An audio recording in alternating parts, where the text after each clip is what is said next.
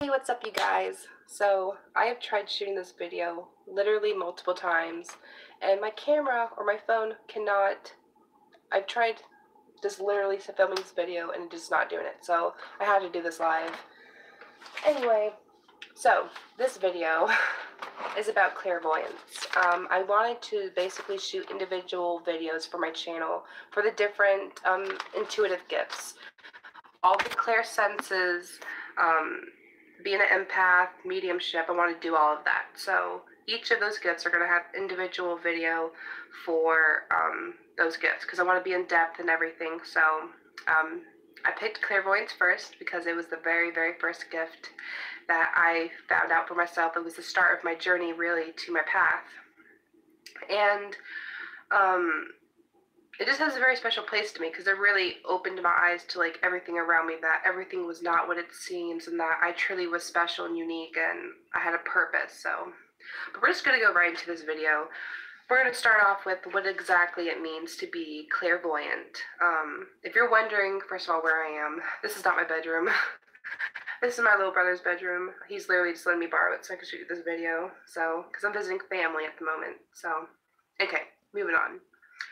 What does it mean to be clairvoyant? So, being clairvoyant, all it literally means is that you receive intuitive information by images within your mind's eye, by getting visions or having the sight, typically.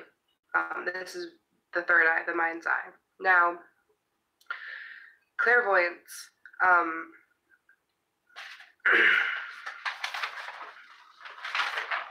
clairvoyance typically, depending on how developed and open your mind's eye is, your third eye, is really going to impact how developed your gift is. So over time, you're going to want to develop your third eye. And I also have tips, typically, how to develop this gift. But let's just move right into, we talked about what a clairvoyant was. So let's talk about the signs. How do you know if you're clairvoyant? Well, I wrote down a few things here. Typically, clairvoyants have very vivid dreams. What this means is that your dreams feel very lifelike. Everything it feels so real. Everything is like, HD vivid color. It's just vivid out there. Signs also clairvoyant is that you may see auras. Now, when I first started seeing auras, it wasn't like seeing like a rainbow bubble over people, objects, and places and stuff like that. At first, it just started out as like me seeing like a glowing light around things, like seeing the outline, their silhouette, the edge light up with glowing light. That's how I first saw auras before it developed into like actually seeing like the whole field of it. Another sign is that typically clairvoyants, they can visualize and daydream very easily, and they have very, very strong, vivid imaginations. But I think that's just typically because we're very engaged right here in our centers, and we're visual people. There's also been reports that typically clairvoyants may have had imaginary friends as a child. I know I did when I was little, but I don't typically remember the relationships of them. I just remember having them at some point in my life. And another sign that you're clairvoyant would be seeing twinkling lights, colors, symbols, or images. This can happen when you're awake or asleep, so keep that in mind. Now, we're going to give some general information about clairvoyance. I'm going to give you the three classes of clairvoyance and just some general information. Now, clairvoyants, they typically or usually work alone. They receive information, they may receive information to connect with by a person, so their client, touching an object, visiting a location as a starting point. If you are touching an object to receive information from this, this is an actual term. I don't know if I'm saying it right or butchering it, but I've always said it as psychometry. It literally just means, like I said, you're touching something to receive information. Like I believe Charmed, I know Phoebe, she was clairvoyant, and I know in some of the episodes, that she would touch an object to see if she can get a vision. So that would be actively practicing psychometry with her. Now, typically when clairvoyants, they receive images, it's in their mind's eye. The correct term for this is the third eye. I'm going to be giving y'all information about the third eye, along with the tips on how to improve this gift. So that's going to come a little bit later. Now, the clairvoyants, they can also see things outside of their mind's eye. They can see aberrations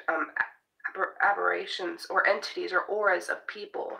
That's stuff that you don't see in here. It's stuff that you physically see out in the world. So auras, seeing entities, that's all dealing with clairvoyance. And it can freak you out, I won't lie. It freaked me out severely when I was younger and had no idea about this stuff. And we cannot forget this, the last but not definitely important, you receive messages and prophecies in dreams. People disregard their dreams, and I don't understand why, because it's literally, we'll go into that another time, but don't always record your dreams. Always take notice if you're receiving messages or getting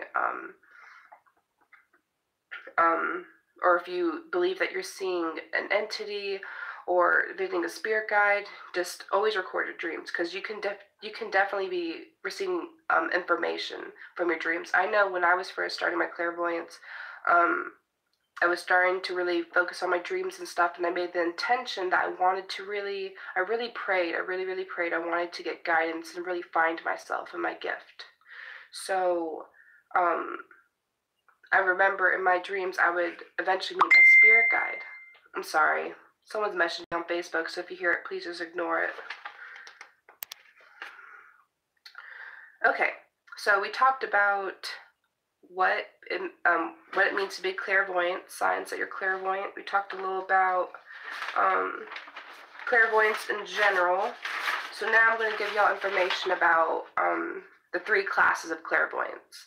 So when you can see the future, this is what people typically think of when they hear clairvoyance. This is called precognition. In case I'm butchering that, I'm trying to show y'all the word.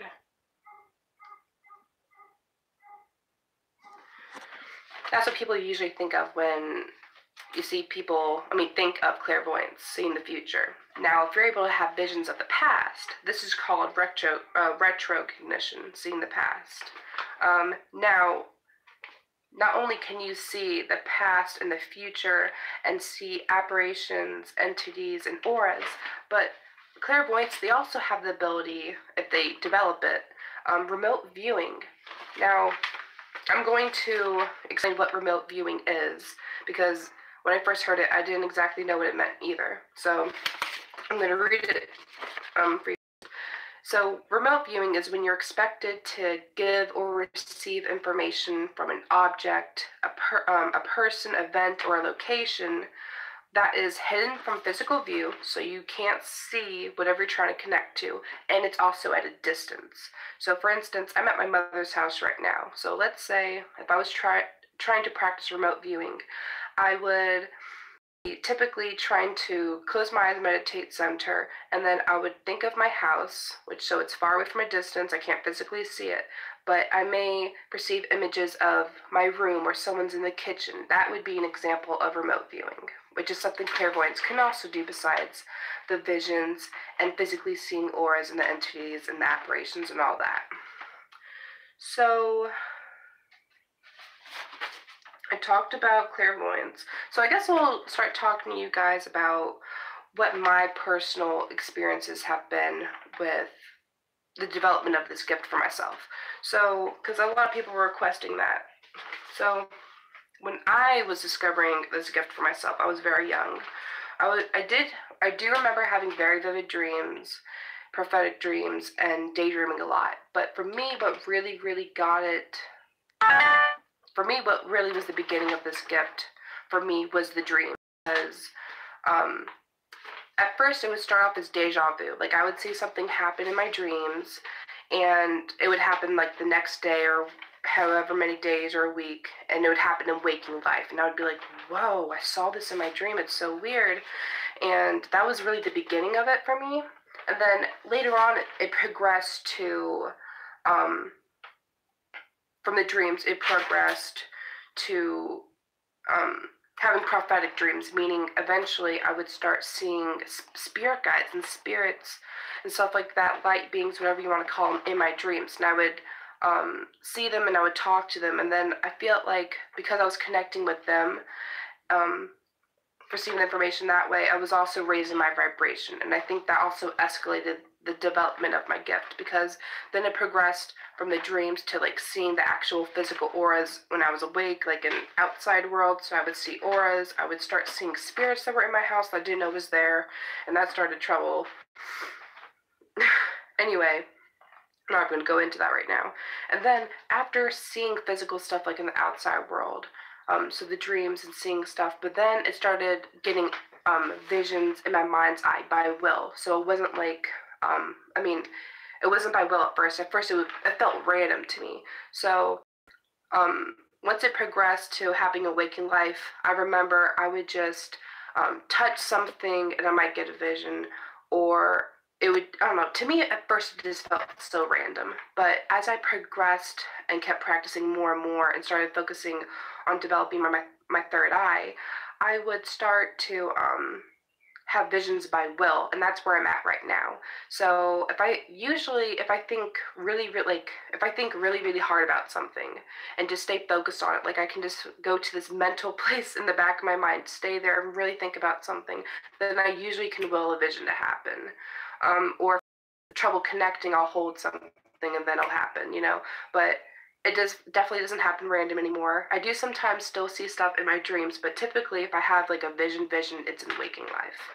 And this progressed over a number of years, because I discovered this gift when I was like 7 or 8, and I'm like 22, about to turn 23 now.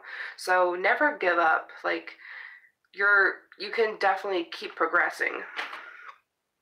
Okay, so I'm gonna give y'all general information about your third eye.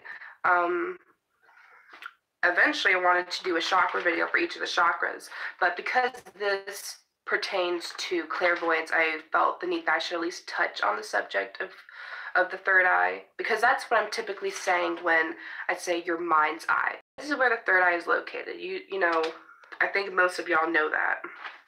But what you don't know is, what does the third eye stands for? What does it do? What does it mean? So the third eye, it's typically the color of indigo. That's what signifies that chakra. This chakra deals with insight, and it's blocked by illusion. This can be the illusion of separation. This can be the illusion of denial or lies that you tell yourself. The mantra that you would use for this chakra is Om. You would typically think, well, I think a lot of people heard that term, like, you know, you see the people sitting down crisscross and they're going, Om. Well, that's typically they're engaging in their third eye to receive insight. And it's typically the light chakra, the third eye. It literally means to see. Now, this chakra has to be balanced. It can't be low in energy. It can't be very high. It has to be open and balanced and centered. Now, how do you know if your chakra is under energy or over energy? Because this is very important. So I wrote down some tips. Now, you know your third eye is low under energy if you have poor memory, if you have poor imagination, difficulty visualizing in general, imagining things within your mind, you can't remember your dreams, or you just have basic denial in your life. That's how you know if your third eye is generally lacking or under energy.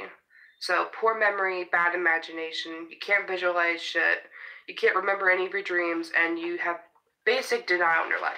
That means you have a really low energy in your third eye chakra. Now, how do you know you have like very high energy in your chakra, in this chakra? You could have hallucinations without even being high. You can have, you could be very obsessive with things, personalities, and behaviors. You could be delusional. You cannot really know what's really real or not.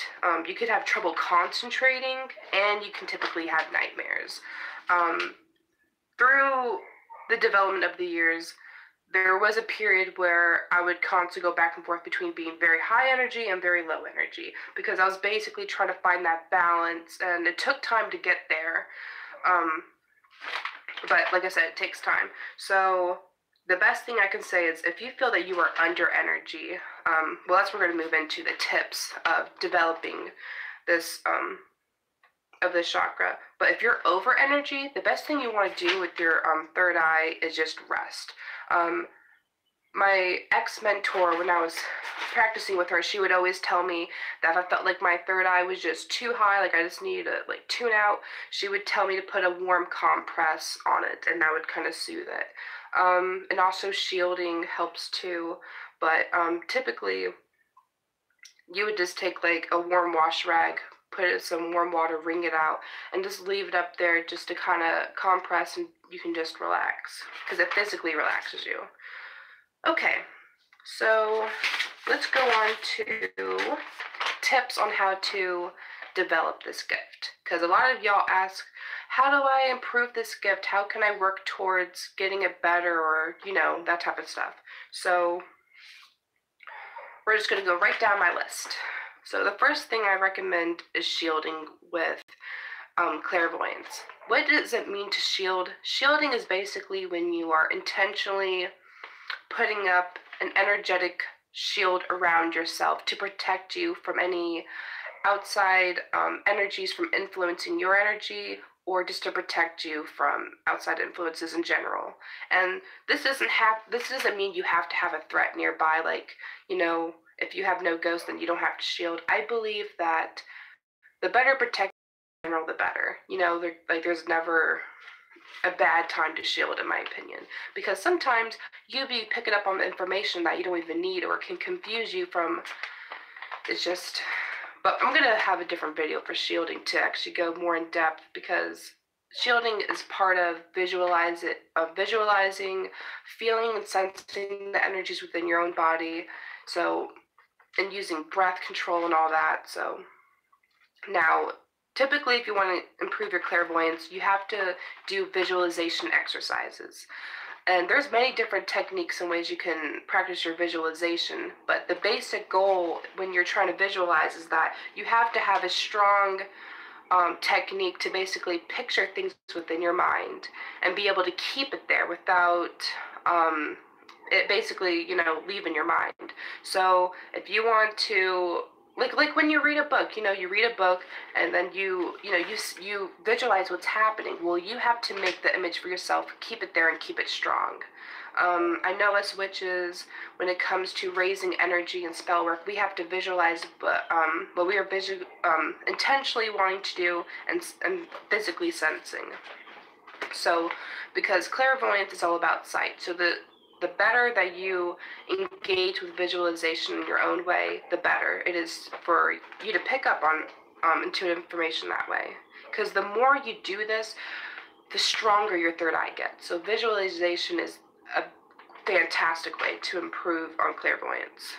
I remember I would typically do, I would try to meditate, basically keep an image of one thing in my mind and keep it there. And that's what I would do to strengthen my third eye for the longest time.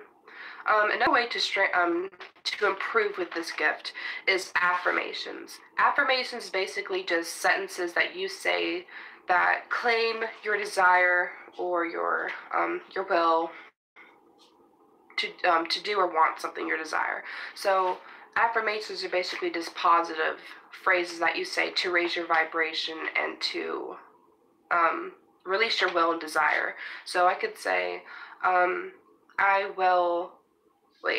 will be, I'm trying to figure out an example. I am connected to my third eye and my higher self. That is a positive affirmation you can say to help you connect to your third eye and into whatever intuitive information you're trying to receive. So if you literally just want to look up affirmations for clairvoyance or just in general, I highly recommend that. I love using affirmations in my life because it does raise your vibrations, it makes you feel good, and it really does help you set the intention to whatever you're trying to do. But like I said, if you are using affirmations for this gift, try to make sure your affirmations are are corresponding with you being strong with your energy, protective energies, and you try to engage with your third eye, because that's what's going to help you. Another tip to improve your clairvoyance is just try to practice reading auras. Like I said, when I first started seeing auras, I didn't see as a rainbow bubble of light with people. I just saw like that outer edge silhouette of the person having the glowing light. That's just how I received it at first. So I think the best way to practice auras, if you can't do people at first, because I didn't, I worked with gemstones and plants first, because that was the easiest for me to pick up on auras at first, and then it started happening with people and places. So practice reading auras. Another tip for clairvoyance is meditation.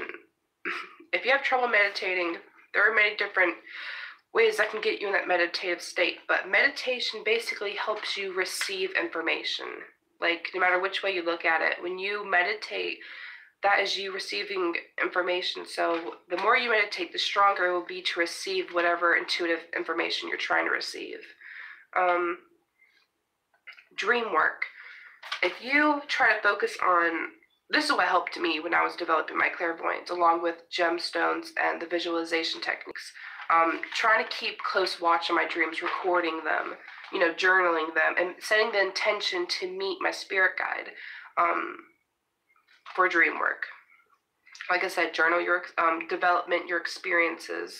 Another way you can improve your clairvoyance is just playing games. You can typically use Zener cards, which is basically like the cards you would see that would have like the circle, the star, the square, and the triangle, or something like that. For basically you would like flip a card over and you would have, it'll be facing back at you, and you would have to guess what, oh, happy Mother's Day, thank you. Typically would be like, good morning, y'all. Yeah, just, I'm losing my train of thought, y'all. Okay, so basically, games you could play for clairvoyance would be playing cards or Zener cards. You would just basically try to guess what's on the other side of the card. That was a game I really enjoyed when I was little, and I still do till this day. But there's plenty of plenty of games you could play. There's literally tons of them on Google, but that was like the only one I could physically remember was the playing cards, because that's what I did so much of. Now, another way to improve your clairvoyance is scrying. Now, if you don't know what scrying is, it's a form of divination, and you typically are just gazing into something. This can be a crystal ball. This can be a cauldron or a bowl just full of water, and you would just gaze into that. You could use fire. You can literally almost use anything for scrying, really, but those are just my favorites that I personally use for clairvoyance. I like using gems, especially just because I connect with them so easily, and they're so beautiful and pretty, and the energy is just so wonderful. Another way to improve your clairvoyance is using the mantra chant of Om.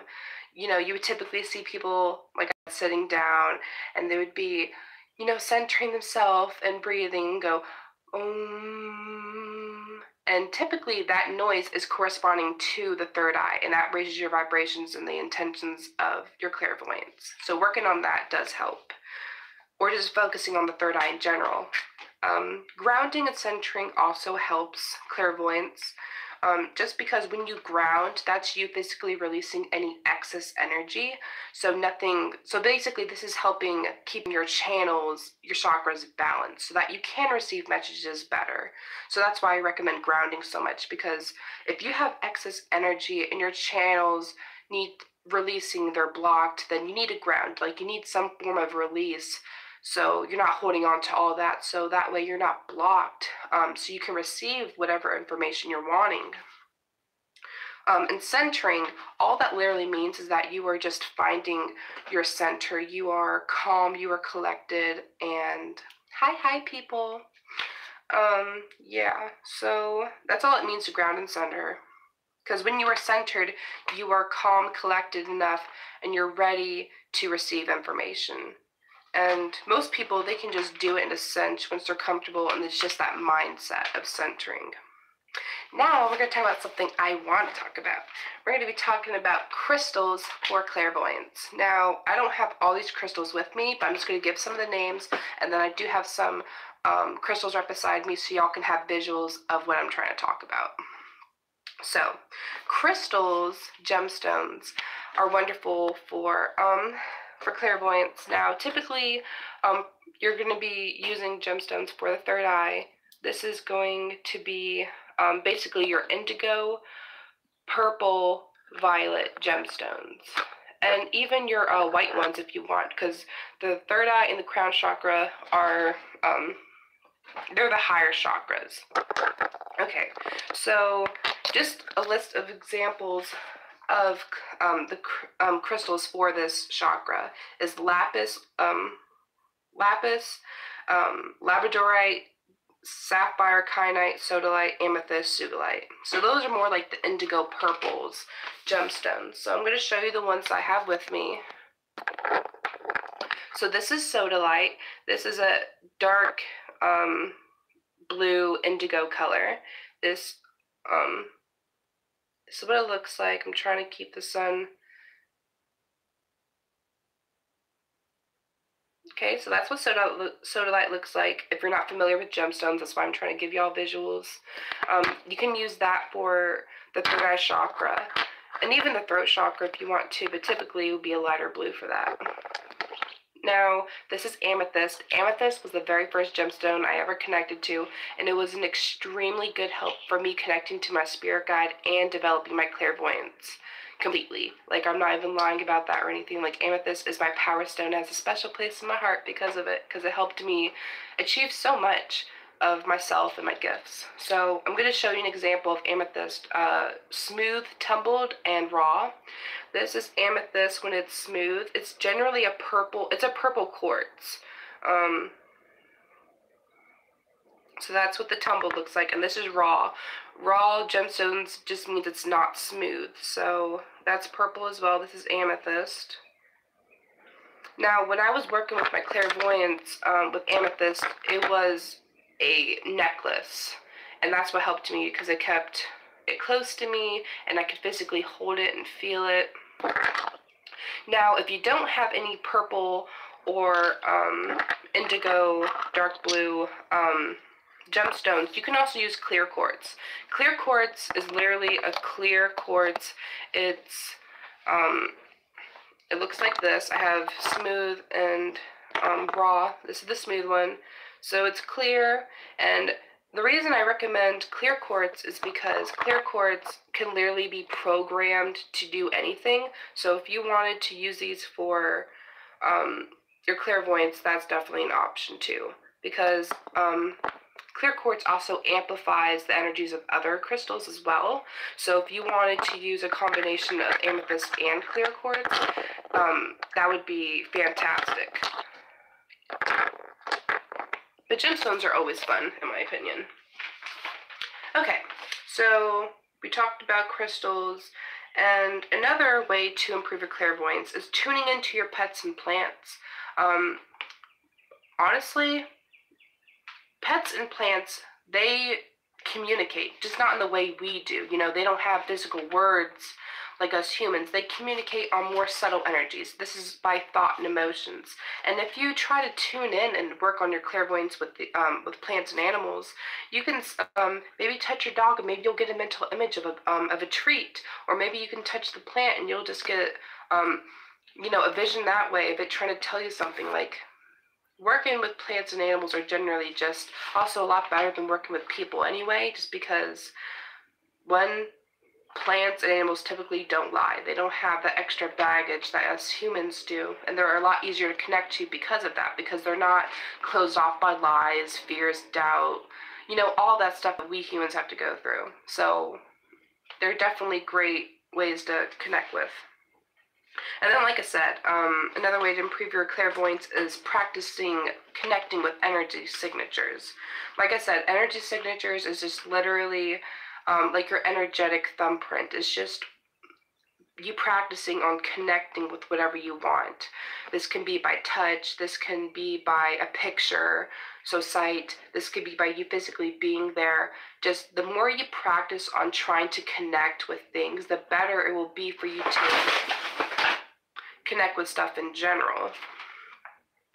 So we talked about crystals and the different tips on how to improve your clairvoyance. I also want to talk about if you want to use herbs or oils for clairvoyance too, because maybe you don't have crystals or you haven't bought any and you want to use kitchen herbs or herbs that you can just buy from the store or you have growing in your backyard. So I'm going to mention those as well. I'm just going to list them off. Clary sage, sandalwood, rosemary, angelica root, pine, lavender, blue lotus, holy basil, cedar, cypress, eucalyptus, geranium, chamomile, musk, myrrh, clove, rosewood, sage, tea tree, thyme, and vanilla. All of those oils and herbs literally contribute to the third eye, the higher chakras. So if you wanted to utilize those in a sense for your ability, I definitely suggest doing so. Now, I have shot this video literally so many times. I apologize if I'm repeating myself, but I don't remember if in this video I talked about the difference between clairvoyance and psychic. So I'm just going to go over that very quickly in case I already did. But the difference is that clairvoyants literally receive information by sight.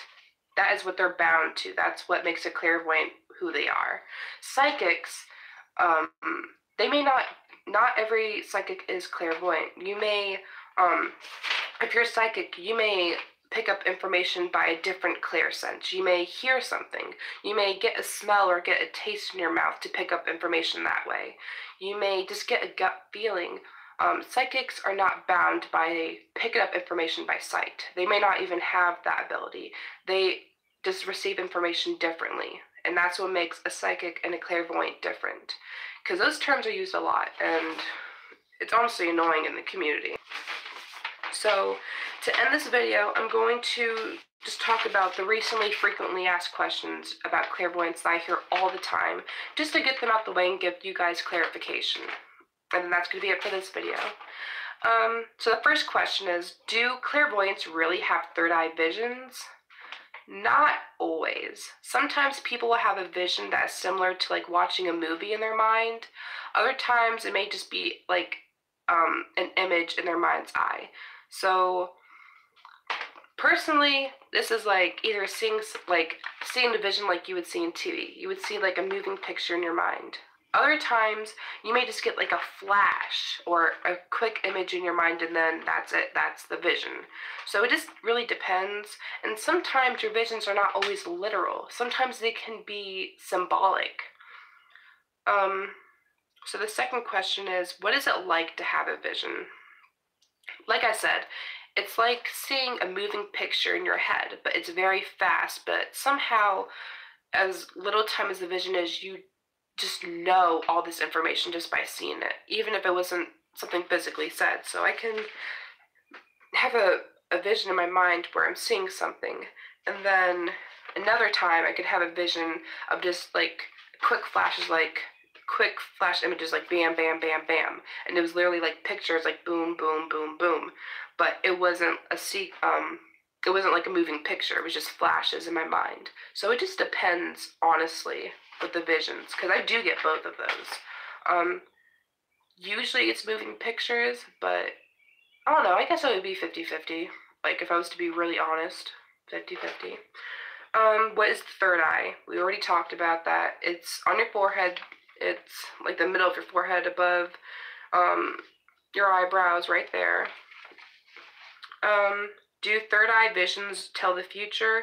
Not always. Like I said, sometimes you can have visions of the past, the future, or just the clairvoyant may pick up on what's happening in waking life and may get a vision on what's most likely to the path that you're on currently right now. Because you have to remember that when you receive visions, past, future, or not, that the future is always subject to change. Like, you can tell someone a vision and that can completely change their minds to going a different course. And then the last question is it like what I see in the movies?